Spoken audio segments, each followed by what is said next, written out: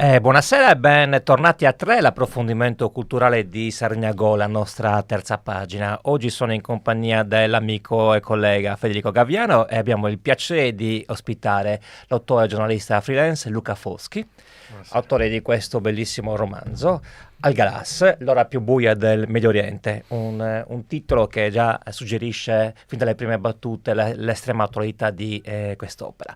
Fede, a te do il compito un po' di raccontarci qualcosa di Luca prima di dare la parola a lui. Vabbè, intanto grazie per avermi invitato, come dire, grazie a Luca per essere intervenuto a questa puntata di tre, per l'appunto. Che dire su Luca, quello che posso. Luca, mi vanto di avere una buona amicizia con lui e di poter, per l'appunto, condividere vari discorsi di varia natura sulla storia, sulla politica, sull'insegnamento, in quanto lui, tra le altre cose, è anche insegnante, per l'appunto, nelle scuole. Stiamo portando avanti dei progetti anche insieme nell'ambito del no profit e dell'educazione non formale con i ragazzi, con diverse metodologie. Con Luca condividiamo il tatami, è così che ci siamo conosciuti, in quanto pratichiamo il Brazilian Jiu-Jitsu nella stessa palestra, siamo entrambi delle cinture blu, ma soprattutto con Luca, come dire, sin dal primo momento è stato curioso scoprire che condividevamo la professione del giornalismo, anche se in ambienti molto diversi. Io principalmente, appunto, mi sono occupato di sport, mentre lui, per l'appunto, si è occupato principalmente di raccontare quelli che sono diversi conflitti che hanno sconvolto soprattutto, appunto, l'area del Medio Oriente. Questo è quello che mi sento di dire. Adesso ormai da diversi mesi possiamo annoverare Luca anche con la definizione di scrittore, in quanto è uscito quello che è il suo romanzo d'esordio, Al-Galas, del quale a breve discuteremo e ci racconterà. Buonasera a tutti e grazie per avermi voluto qui. Sono lieto in una buona compagnia di poter tornare su quello che è un sunto delle mie avventure di giornalista scalcagnato, velleitario e povero anche, cagliaritano, in quello che è conosciuto come Medio e Vicino Oriente, anche se Fiaschi, che è il mio alter ego nel romanzo, si chiederà continuamente ma vicino o medio rispetto a che cosa, alludendo al fatto che tutto anche nel linguaggio è stratificata quella che è la nostra prospettiva sul mondo.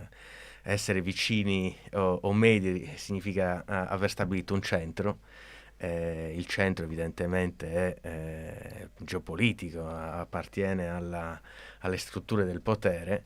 Il Medio Oriente è medio rispetto alle potenze imperialiste che lo hanno creato, se vogliamo, 100 anni fa più o meno.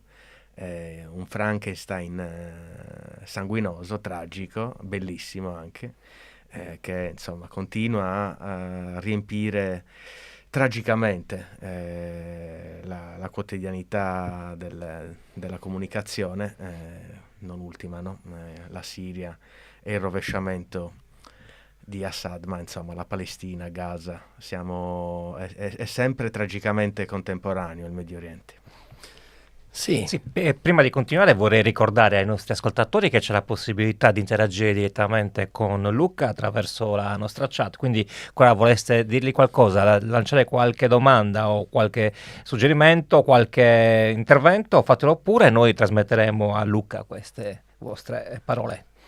Ecco, la cosa che appunto mi viene subito da dire adesso, così giusto per parlare un po' di questo romanzo, che però, come ci raccontavi un po' prima, a microfoni spenti è stato inserito nella collana che si occupa di saggistica. È un racconto questo di Ernesto Fiaschi, che ugualmente è un giornalista appunto scalcagnato che si muove all'interno di questo scacchiere che hai ben descritto. È un racconto che viene fatto sapientemente spiegando un po' quelle che sono le dinamiche che là intercorrono, ma anche le persone che vi si muovono, i fatti che vi accadono e quant'altro. Quindi è la rara possibilità di poter leggere una bella storia, perché comunque è interessante, dinamica, contiene tanti elementi, dei personaggi assolutamente memorabili, ma è una storia che è fatta da qualcuno che effettivamente c'è stato. E quindi vabbè, a me viene da dire subito appunto Ernesto Fiaschi, Luca Foschi, il cognome è simile. Quanto effettivamente c'è di Luca Foschi in Ernesto Fiaschi? Immagino tantissimo, ma a me interesserebbe proprio capire qual è il confine tra questi due personaggi. Il confine non... grazie per la bella domanda, problematica domanda. Il confine non è tracciabile, ma è nell'ambiguità che si gioca la poesia, diciamo così. È in qualche maniera poetico il risultato, perché non volendo... aggiungermi alla moltitudine enciclopedica dei lavori teorici sul Medio Oriente, ho deciso di renderne la sostanza poetica, perché anche disilluso dalla capacità che le analisi o le cronache possano avere sul lettore. Anche in assoluto, non soltanto nei confronti, no, di una lettura che si fa sempre più difficile, di una disaffezione alla lettura complessa che si fa sempre più no, evidente, ma in assoluto, cioè la possibilità che noi abbiamo di innamorarci di qualcosa avvicinandoci ad essa. Ecco, da giornalista ho sofferto molto la distanza dei lettori, che poi prende anche me appena abbandono le terre a meccare. C'è qualcosa che deve essere epidermico, che deve essere viscerale, che deve essere emozionale, perché una storia, le storie remote possono diventare, no, parte di noi. E mi sono chiesto, ma non in maniera strategica, non programmatica, come posso fare ad avvicinare, a tornare in quei luoghi e a portare come i lettori. E la risposta era con la poesia, con la lirica, con la prospettiva soggettiva, radicalmente soggettiva. E allora Fiaschi diventa Foschi. Fiaschi è un giornalista libertario anarchico, nota bene. Poi ho scoperto che esiste successivamente, dopo aver scelto con entusiasmo questa piccola variazione del cognome, ho scoperto che esiste un circolo Goffredo Fiaschi anarchico a Carrara, quindi diciamo che le cose tornano. Però sono io, ma il medium. Io sono il medium, mi sono divertito a aprire il medium, cioè colui che si prende, si incarica di raccontare la realtà per gli altri, e mi sono divertito ad aprire il medium, a farne una vivisezione. E quando apri una persona, naturalmente c'è tutto il suo delirio emotivo, c'è la sua sensibilità, ci sono i suoi pregiudizi, la sua stolidità, c'è tutto. Ecco, nulla sfugge all'autopresentazione di questa lunghissima soggettiva che è il romanzo. Quindi Fiaschi entra nella storia e la storia entra in Fiaschi, in questo impasto irriducibile, in questo confine che non esiste, non solo fra me e Fiaschi, e fra Fiaschi e la realtà. Ecco, sono tre momenti di un'identità particolarissima, universale, ma dei confini incerti, mettiamola così. Hai detto una cosa molto, molto bella, a mio parere. L'ambiguità risiede nella poesia. E devo dire che il tuo romanzo, da questo punto di vista, ne è un esempio estremamente valido. Ora, presumo che chi si approccia alla lettura di un testo simile abbia come prima aspettativa il trovarsi la rappresentazione di fatti e accadimenti che molti di noi, quasi tutti noi, conosciamo. Eppure, leggendolo, la mia grande sorpresa è stato vedere proprio la marcata dimensione letteraria del tuo del tuo romanzo. È un'opera letteraria vera e propria, in cui la ricerca dell'espressività della poesia va di pari passo col racconto dei fatti. Quanto è stato complesso, se lo è stato, affinare questo tipo di capacità espressiva? Non ho lavorato sul linguaggio, l'ho lasciato a fermentare per anni. Io vengo da studi letterari, o meglio, mi sono laureato in storia, ma sbagliando. Come spesso accade. Come spesso accade, perché l'inclinazione era letteraria, filosofico-letteraria. Poi ho fatto il giornalista, ho sempre rimosso la dimensione letteraria, coltivandola più di ogni altra cosa, ma sapendo che poco spazio poteva avere nel mondo, perché questo è il destino della poesia. Però è chiaro che è sempre rimasta lì ad essere il vero centro di gravità, anche linguistico, della mia persona. Dopo aver fatto l'esperimento giornalistico, averlo portato avanti, dopo aver condotto quello accademico, un giorno molto arrabbiato e per varie ragioni ho aperto i rubinetti e i rubinetti hanno dato quella sostanza. Quindi non è stata un'elaborazione ma una liberazione casomai. Un gesto acrobatico totalmente spontaneo, che mi rendo conto anche è la spontanea risposta al reale, alla realtà, perché il giornalismo a un certo punto si ferma, l'accademia con le sue note in calcio a un certo punto si ferma e davanti al reale prepotente, davanti all'orrore, davanti all'emozione, davanti alla complessità, al dubbio, quindi davanti all'umana persona non resta altro che il tentativo poetico. E allora la lingua deve farsi lirica. Fiaschi, che è uno di periferia, la imbastardisce poi con i colloquialismi cagliaritani, anche con il gergo giornalistico. Quell'impasto eterogeneo, spero, ma spero luminoso in qualche maniera, divertente, coinvolgente, sono io. La lingua sono io. I limiti della mia lingua sono i limiti del mio mondo. Ecco, quindi da questo punto di vista la poesia può in qualche modo colmare quelle lacune che sono create dalle fredde e più o meno razionali disamine geopolitiche. Certo, perché c'è uno sbalordimento. Fiaschi se la prende spesso con accademici, editorialisti che scrivono alla distanza. Alla distanza, io personalmente come giornalista sono quasi unicamente dedicato al reportage, cioè all'andare nel luogo. Vai lì e guardi le cose. E poi torno, è un esercizio di cane da riporto che però nasconde un problema. Molto old school anche, adesso Sì, si usa poco. Io sono rimasto incastrato nel Novecento e non ne esco, ho smesso anche di scattare, scrivo e basta. Il secolo lungo è diventato. Per me è diventato il secolo lunghissimo, sono anche, è un mio limite naturalmente, questo mi rende avulso un po' da tutta una serie di dinamiche, ma ho deciso di morire da novecentesco, da uomo e da giornalista del Novecento. E questo chiudersi, se volete, o aprirsi nel reportage significa prendere molto molto seriamente il contatto con i fenomeni del reale e con tutti i dubbi che apportano. Quindi non so voi, non so gli ascoltatori, ma la mia esistenza è fatta di perplessità continue. E allora perché improvvisamente in pagina invece dovrei dominare con il mio linguaggio le sorti progressive o meno progressive di un'intera regione? Quando da giornalista ti trovi nel caos di una zona di guerra, in un campo profughi, davanti a un'intervista, ecco, lì la verità è che stai domandando. Infatti il mio vorrebbe essere un giornalismo di domande, no? Inesauste, inesauribili, di un corteggiamento della verità, ma mai, no? del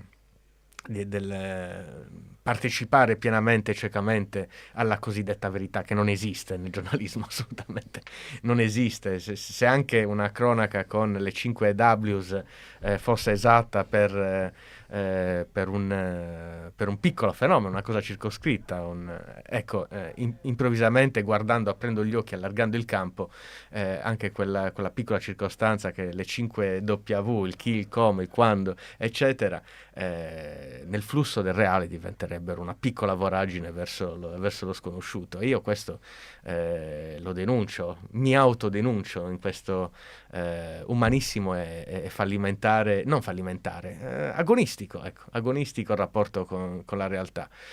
E quindi certo il linguaggio torna in questo senso, perché cessa la finzione del linguaggio accademico, cessa la finzione di quello giornalistico e tutto si fa più poetico. Ecco, se per poetica se poetica è l'attitudine di mantenere il dubbio, di addentrarsi in luoghi che non presentano punti d'appoggio, che non presentano facili restituzioni del vero. Magari fra un po' torniamo anche sul discorso poi del lavoro, appunto sul testo, per capire anche quello che è stato il dopo invece, quindi una volta che tu l'hai buttato giù, come sei arrivati ad avere al Galas fatto e finito.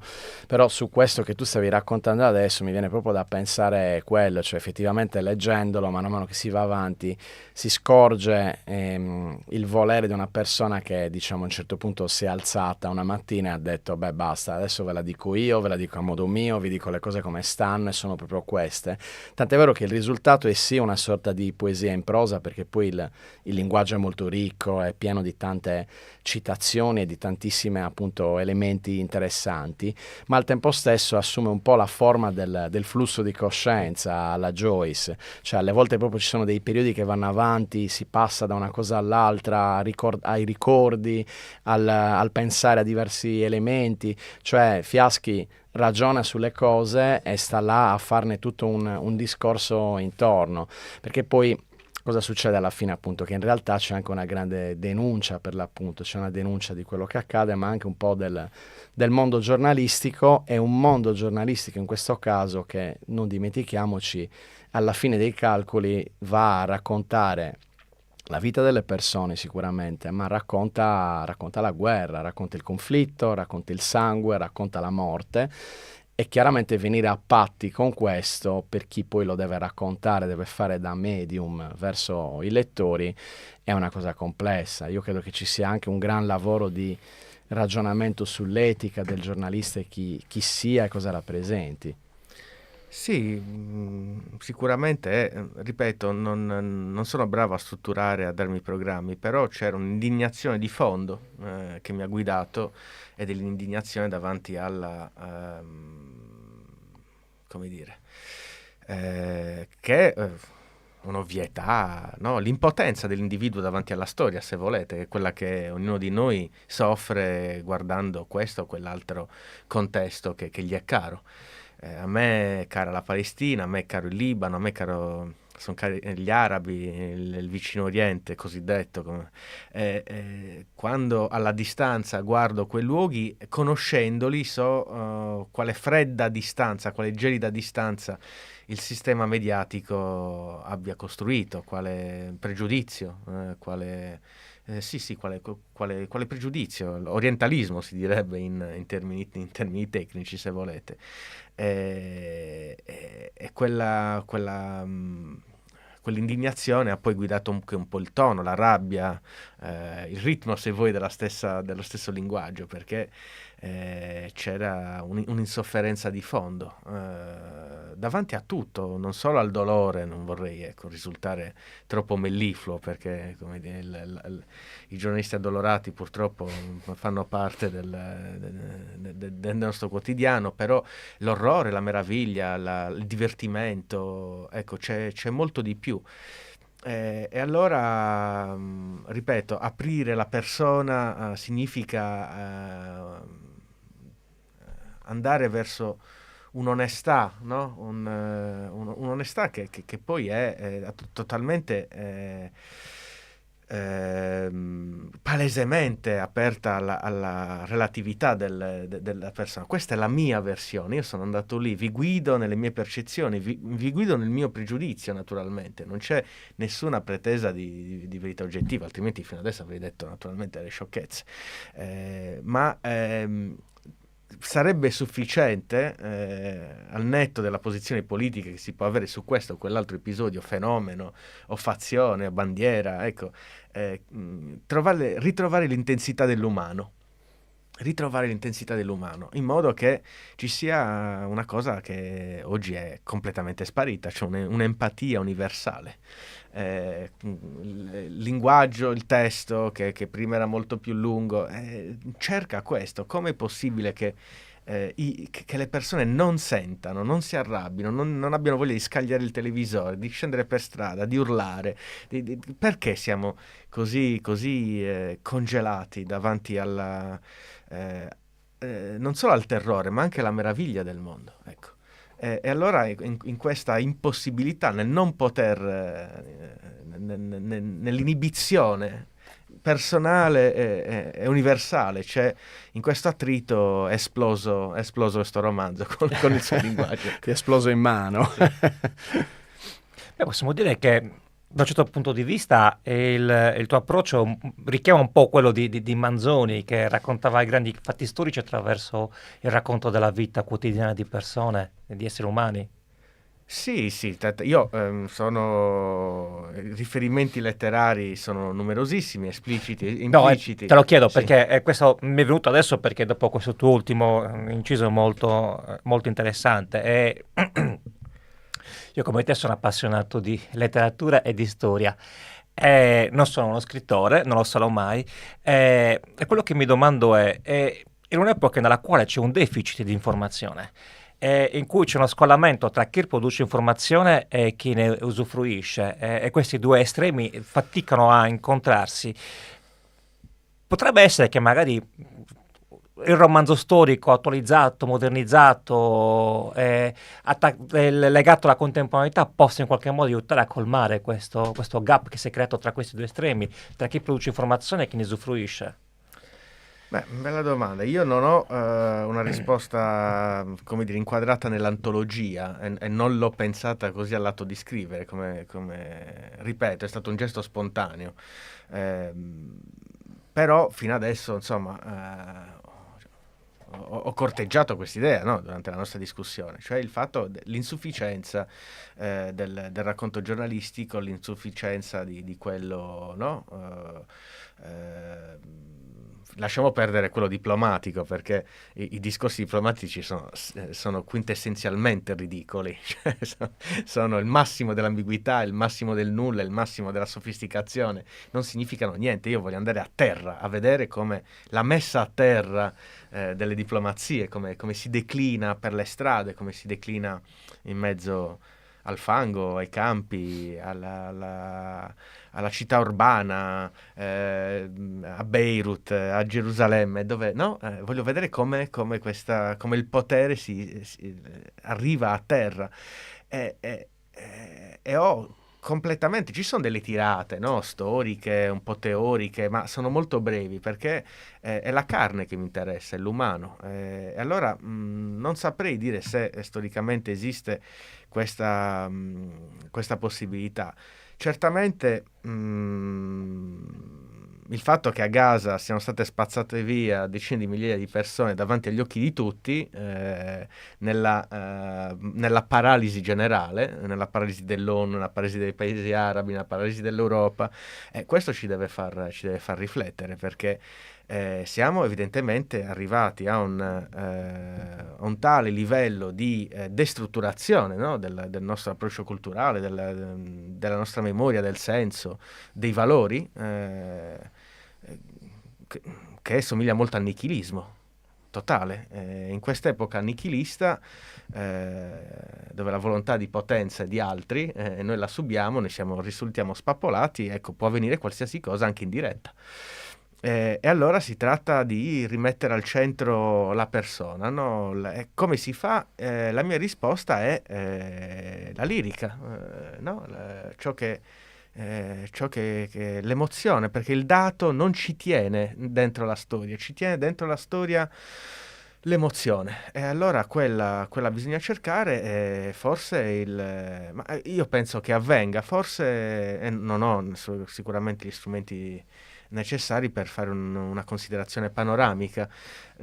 Sicuramente la risposta che io mi sono dato, insieme a un radicalismo, un'onestà sulle mie posizioni politiche che è presente, no, nel romanzo, perché non posso giocare col mercato, cioè sentire certe cose e non dirle, perché altrimenti no, rimaniamo sempre nell'ambiguo. Certo. Questo lo dico perché non è comodo dire certe cose in un mercato dominato dai discorsi che sono egemonici in molti casi, cose che si possono dire non si possono dire,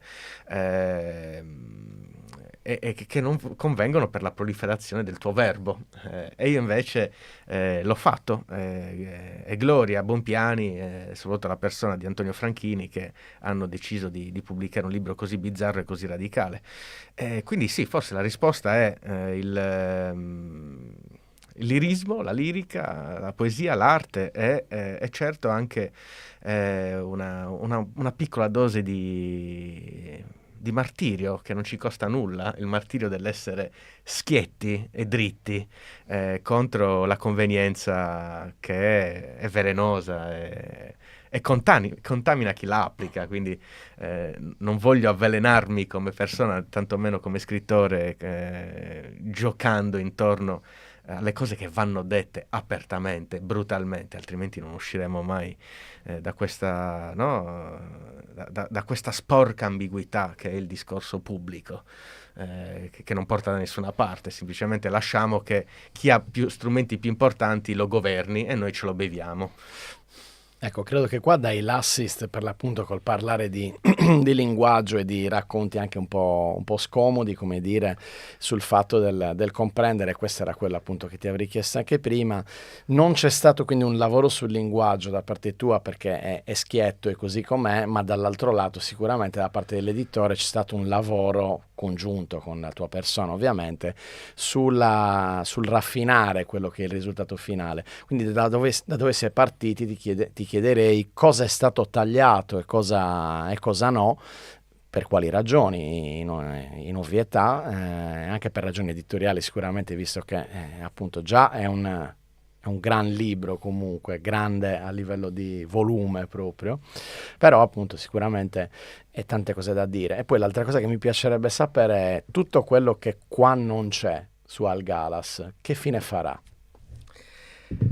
Sì, in origine il testo era di 1500 pagine, io ero convinto di averne scritto solo 700, quando poi l'ho passato al mio buon amico Ciro Ariemma. Ha cambiato il font. Esatto, ero talmente estraneo al mondo editoriale che ho presentato questa, ho detto ho scritto un bel po' di roba, 700 pagine sono tante, però diciamo che esistono dei libri così lunghi, io sono infarcito di letteratura spessa. Quando poi il mio buon amico Ciro Ariemma, editor, scrittore cagliaritano, ha aperto il Fella, ha tradotto in cartelli editoriali, ne sono venute fuori 1500. Quindi è avvenuto il miracolo che Bonpiani l'abbia voluto, ma non poteva avvenire il miracolo di una resa totale, ecco, di una impaginazione totale, anche perché forse non aveva poi non mi ricordo più che cosa, alcuni episodi sì, folli, c'erano io credo il materiale buono è sicuramente rimasto, però l'ho tagliato io. Bonpiani mi ha usato la gentilezza di dire taglialo tu, ok, vedi tu come ridurre, e io l'ho sforbiciato fino a 600 pagine, e sulle quelle 600 pagine ho lavorato con una meravigliosa editor che Bonpiani mi ha voluto affiancare, che è Silvia Rogai.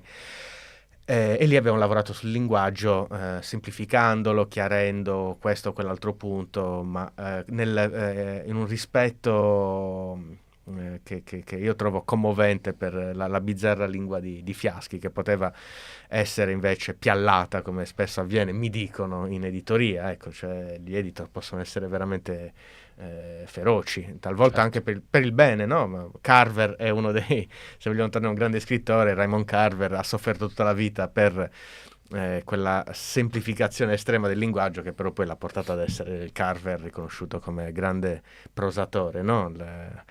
Un distillato di prosa cristallina. Cosa è rimasto? Sono rimaste fuori delle follie. Fiaschi aveva un sogno ricorrente che era quello dell'imbarcazione Arcimboldi, che di volta in volta si manifestava in forma diversa, dal vascello pirata alla nave passeggeri, al sottomarino, alla zattera naufragata. È rimasta fuori una partita di tennis di 100 pagine. Molto, molto appassionante. Io penso che sì, 100 pagine, cioè. la più grande partita di tennis della storia. Direi. Mi sono divertito un po', come dire, forse leggendo Infinite Jest ho detto nessuno mi dirà mai niente, però è chiaro che non sono Foster Wallace, in ogni caso anche Infinite Jest non era di 1500 pagine. È rimasto Londra, perché dentro al Galà c'è anche il mio periodo da cameriere, cioè il periodo di Fiaschi da cameriere, che è anche il mio, che è un momento dell'apprendistato giornalistico, perché Fiaschi frequenta una scuola di master in giornalismo a Londra. Ecco, a Londra era un romanzo nel romanzo. Al secondo o terzo capitolo, dopo un centinaio di pagine in Palestina, Fiaschi partiva con la memoria, e lì, nelle mie intenzioni originarie, il lettore doveva perdersi in un altro romanzo per poi ritornare vertiginosamente in Palestina. Londra è rimasta, ma è limitata ad un capitolo, quello più significativo, quello che poteva essere incastonato meglio nel discorso giornalistico. Quindi ci sono molte avventure fiaschiane a Londra. Altri personaggi memorabili. C'è la storia del signore appassionato di modellismo, se questa non è mi ricordo rimasta male, fantastica. Questa è rimasta, Mr. Wiseship è rimasto, ma c'è, per stare in tema, la visita alla casa occupata di Gheddafi, realmente avvenuta, altro sogno, cioè altra realtà delirante di Fiaschi. La casa di Gheddafi è stata scuotata nel 2011, 2010, quando mi trovavo a Londra durante la sollevazione di primavere arabe. Sono andato a visitarla lì dove i libici londinesi l'avevano occupata, e non mi fecero entrare in quell'occasione, ma io poi mi sono vendicato, ho fatto entrare i Fiaschi e quindi l'ho portato nel labirinto di una casa super lussuosa. Ci sono, ecco, molte, il marxista impossibile, ci sono molti personaggi, molte storie dei miei anni londinesi, e quindi anche quelli di Fiaschi. Non so, non ho il coraggio di tornare su Al Galà, su ciò che è rimasto fuori, ancora no, ho pudore. Ti volevo domandarti, l'hai già presentato Esmirionis? Non ancora. Conti di farlo? I profeti in patria non funzionano. Sì, certo, con Fiaschi è orgogliosamente smirionese, e quindi ci stiamo girando attorno, però vedrete che prima o poi ci finiremo. Forse purtroppo bisognerà forse presentarlo prima a Roma che Smirionese, ma è un classico isolano questo, se volete. Sì, purtroppo è un Sì, classico, sì. è un classico isolano. Sì. Penso che il proverbio del fatto che nessuno sia profeta in patria sia nato in Sardegna. È possibile, sì. Rende bene l'idea. E al momento hai qualche altro lavoro in cantiere, qualche idea di realizzarlo, dare un seguito a quest'opera, fare qualcosa di completamente diverso, proseguire nell'ambito della letteratura? Sicuramente sì, questa è la dimensione che più mi fa sentire a casa. Non sto scrivendo nulla, al momento non ho pensieri, ci sono tante idee letterarie che mi popolano la testa, no? Però le percepisco come pretestuose, ecco. E infatti non apprezzo anche i risultati editoriali pretestuosi. Trovo un fatto di cronaca che ci costruisca un racconto, trovo questo o quell'altro. Io queste idee le ho 10 volte al giorno, ma deve essere amore, cioè quando l'idea si presenta deve essere quella e non può che essere quella, deve essere travolgente, perché poi scrivere è faticoso. Ti deve proprio prendere. Deve essere, sì, ma non ho fretta. Anche perché comunque è uscito da poco, parliamo del maggio 2024, sì. Quindi insomma siamo ancora nella sua giovinezza quest'opera. Sì, assolutamente sì.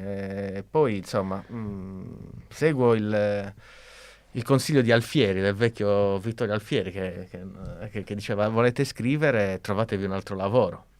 Bellissimo. Lui che era aristocratico, no, vabbè, però Certo, io era lo seguo solennemente, perché questo significa dedicarsi alla scrittura quando si ha qualcosa da dire, quando si è maturati, quando si è fermentati a sufficienza per poter indagare il reale, l'esistenza in maniera decente. Non lo vedo come un prodotto editoriale. A me non interessa scrivere un racconto e fare il giro delle presentazioni perché mi sono impegnato sulla carta. Deve esserci un senso, Algalas ce l'ha, sono io profondamente, e quindi aspetterò il momento, mi cercherò un altro lavoro, me lo sto cercando. Voglio viaggiare, ecco, voglio partire il prima possibile, tornare nei miei luoghi e tornare in mezzo ai bordelli, perché per scrivere per fare letteratura bisogna leggere molto, leggere disperatamente e vivere disperatamente, furiosamente, agonisticamente. Io sono legato al viaggio, e quindi la metà dinamica è lì, è da quelle parti dove gli uomini e le donne si azzuffano e brillano, ecco, brillano anche nella tragedia, soprattutto nella tragedia. E poi leggere furiosamente. Ed è quello che sto facendo da quando ho smesso di scrivere al Galas, cioè da diversi anni. Leggere, misurarsi, imparare, Ecco. restare umili davanti all'imponenza dei grandi scrittori. Questo prima o poi potrebbe risultare in Posso fare una domanda un po' antipatica? Quanto è complesso restare umili quando si esce col proprio romanzo d'esordio pubblicato da Bompiani? Non lo so, sembra arrogante, ditemelo No, voi quando assolutamente. parlo. No, te lo chiedevo appunto quanto è perché complesso. cioè, comunichi una sensazione opposta rispetto all'arroganza. Ci sono tante persone che sognano di avere la propria opera pubblicata da una grande casa editrice come Bompiani, e la stragrande maggioranza di loro non ci riuscirà mai a realizzare questo sogno. Tra l'altro, se posso aggiungere, un romanzo pubblicato da Bompiani con l'assunto del questo non si può non pubblicare. Sì. No, io per natura sono sempre teso a superarmi, ecco, ma senza arroganza. Voglio scrivere meglio, quindi sono felice strafelice che il libro esista, che sia materia. Poteva rimanere in un cassetto se non fosse stato per quelle circostanze fortunate di cui ho parlato prima, e per le persone che lo hanno accompagnato. Daniele Pina di Calama, che ha avuto l'intuizione di farlo leggere ad Antonio Fracchini. È stata una filiera fortunosa che ha fatto in modo che il libro emergesse dalle tenebre, ma poteva tranquillamente restare nel cassetto. Io piango per tutti i bei libri che rimangono nel cassetto, libri fuori dal loro tempo. Quanto a me, penso sempre a ai libri nell'oscurità dei cassetti. Adesso sono file. Chissà quanti sono. Ma penso spesso, perché se tutti potessero uscire dai cassetti contemporaneamente, io penso che l'editoria e la società riceverebbero una spallata formidabile. Ma questo è un sogno, un'utopia. Forse bisognerebbe scrivere, ecco, ho le 10 idee al giorno di cui parlavo prima, ecco, questa è l'11ª. Questa è Sì, l'11ª. sì. Quanto a me, non lo so, sono impegnato a imparare ancora, e quindi parlo con voi qui stasera. L'ho presentato tante volte, ho rilasciato molte interviste, ma bisogna non restare umili, perché cerchiamo l'originale. Solo l'umiltà infinita, diceva T.S. Eliot in 4 quartetti. Ok, solo l'umiltà infinita. Quindi bisogna fare senza gongolare troppo in un'epoca di narcisismo patologico, e di superarsi anche gentilmente, senza sgomitare, senza involgarirsi in questa competizione che c'è calata dall'alto, che pervade la nostra società, alle nostre persone. Quindi umilmente viaggiare, umilmente imparare, umilmente scrivere, e se divento arrogante il cielo mi fulmini con una saetta divina, ecco. Spero che non accada mai, anche perché addolorerebbe e graverebbe pesantemente sulla scrittura. Sapete che noia mortale dover soffrire i vaniloqui di una persona narcisista, superba, sarebbe veramente un'infezione della scrittura. E adesso al Galas a che punto è? Cioè come sta andando? Appunto sono passati 6 mesi ormai tra una cosa e l'altra, al netto di tutto, e anche se questo momento in cui si trova è quello che ti aspettavi. Io credo che abbia cominciato a rotolare a dovere dopo una fase di non so bene dovuta a cosa, certo lo spessore, certo il linguaggio che è articolato, La schiettezza. la schiettezza, ecco, che sicuramente non ha favorito molte recensioni, però credo che la cosa bella che mi emoziona, che mi fa ben sperare, è che si è diffuso, si sta diffondendo in maniera totalmente spontanea, cioè Col passaparola. col passaparola, bottom up, si direbbe in inglese, cioè dal basso verso l'alto, o meglio in orizzontale, piuttosto che con una operazione di marketing furibonda, no? Lo vediamo, ce ne accorgiamo quando film e altre opere, libri vengono sospinti. Al Galas si sta facendo, si sta diffondendo spontaneamente dal basso e raccoglie una sezione antropologica di persone che mi piacciono moltissimo, perché sono sempre brillanti, appassionate e partigiane, interessate al mondo, e quindi quel sviluppo, quella tempesta linguistica emotiva che è il romanzo, per queste persone è cosa naturale. E allora si sta diffondendo fra simili, e questo è molto bello, perché non siamo ancora estinti, ecco. Ci siamo ancora. Certo. E Luca, siamo arrivati in conclusione di questo nostro incontro, e come da consuetudine vorremmo chiederti se avessi piacere di leggerci qualche brano del tuo libro. Volentieri. Eccolo volentieri. Devo scegliere? Sì. Okay. Non mi so orientare. Allora, leggo l'incipit e via. Non si sbaglia con quello. E deve ancora leggerlo. Leggo l'incipit, che è saluto padre Giulio Abuna, che è un personaggio straordinario e che ci accompagna fin dai primi momenti. Vado a leggere. Il primo capitolo è intitolato Resistenza. Sono sempre loro a svegliarmi, gli stramaledetti scolari. Alcuni mi attraversano il sogno con il parlottio e il gioco nel pincaro nel piazzale. Altri invece arrivano randagi dai culicoli della città bassa, cisposi e ciondolanti e con le sacche zeppe di libri. Poi suona la campana, merda. I maestri strillano per raccogliere tutta quella cagnara e ordinarla in austere file marziali. Quando sono pronti, parte il disco con la marcetta e i mocciosi ci cantano sopra lo stornello. Studiamo per una Palestina gioiosa e libera, e così via. È un pezzo che sto qua, ma non l'ho ancora mica decifrato. Quando si secca il gargarismo generale e la ciurma si imbuca nelle aule, la luce ha preso a filtrare fra le spesse cortine di stoffa.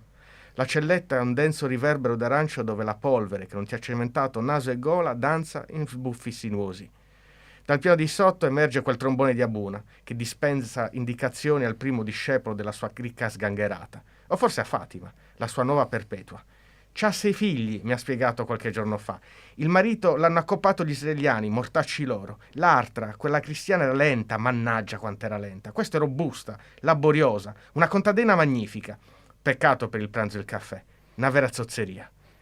Pure Abuna soffre di insonnia, e ieri si è guardato come sempre Lasciarelli fino a tardi, soletto in quello stambugio spartano a compiere il suo ultimo rito di nostalgia della patria. Dio e Allah benedicano sto sacerdote, talea di romanaccio fiorita in terra d'Arabia. Ha lasciato il testaccio da 40 anni, ormai è più arabo di 10 Nasser messi assieme, più palestinese di 20 Arafat. Ma c'è da sentirlo a messa, quando sermoneggia i fedeli in lingua classica, un vero portento.